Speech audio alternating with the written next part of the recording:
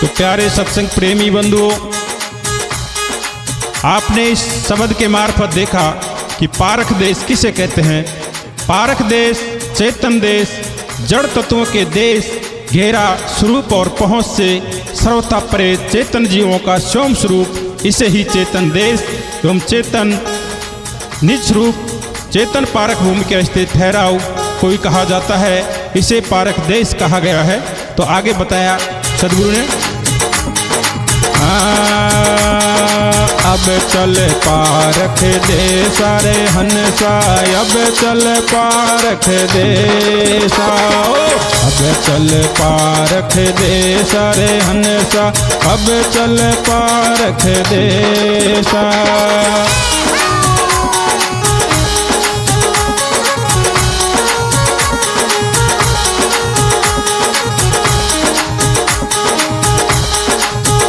हर चेतन देश स्वरूप अखंडित, चेतन देश स्वरूप अखंडित, कहान काल कलेसा, अब चल पारख दे सारे अनसा, अब चल पारख दे सा।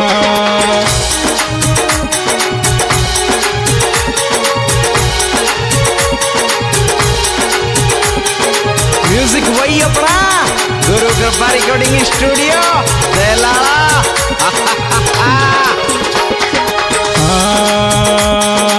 आपन सत्य स्वरूप को जानो, मुखी ही ये साच हमेशा,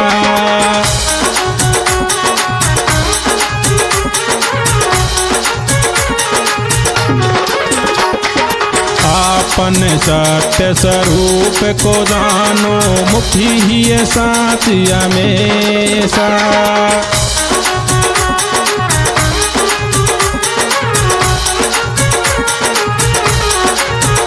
ओ सब विद सत्य रह निदृढ़ लाओ, सब विद सत्य रह निदृढ़ लाओ, असत नहीं लवे सा, अब चल पारख दे सारे हंसा, अब चल पारख दे सा।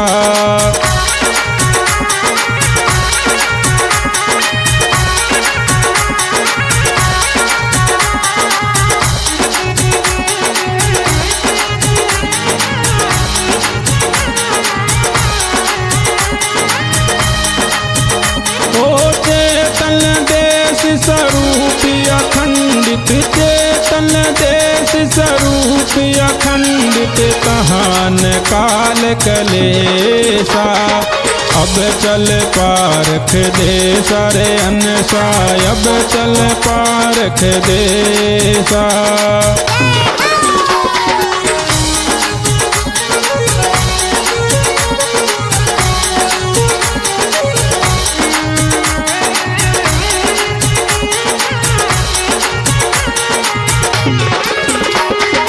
सत्य स्वरूप विचार निरंतर, ज्ञान विचार लहेसा,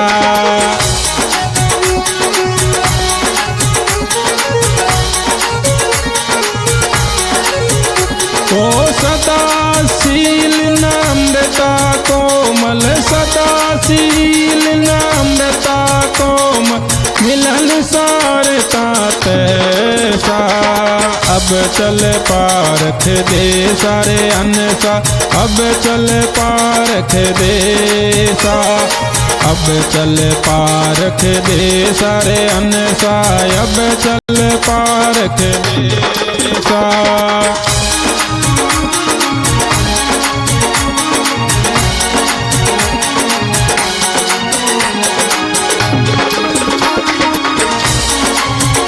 ओ चेतन देश स्वरूप अखंडित, चेतन देश स्वरूप अखंडित, कहान काल कलेसा, अब चल पारख दे सारे अनसा, अब चल पारख दे सा।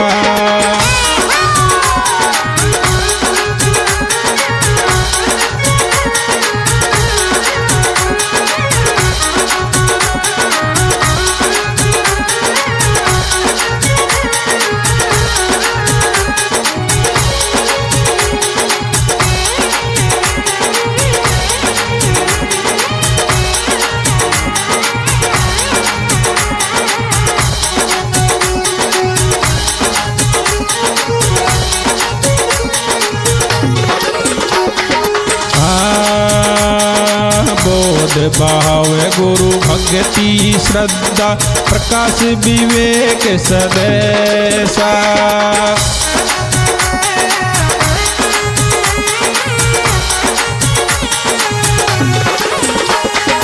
बोध भाव गुरु भक्ति श्रद्धा प्रकाश विवेक सदैसा।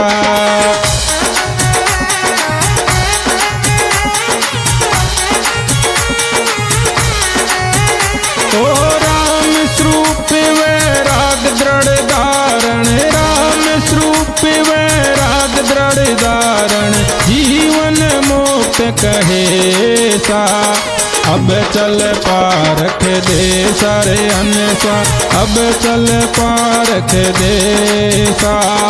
अब चल पारख दे सारे अनसा, अब चल पारख दे सा।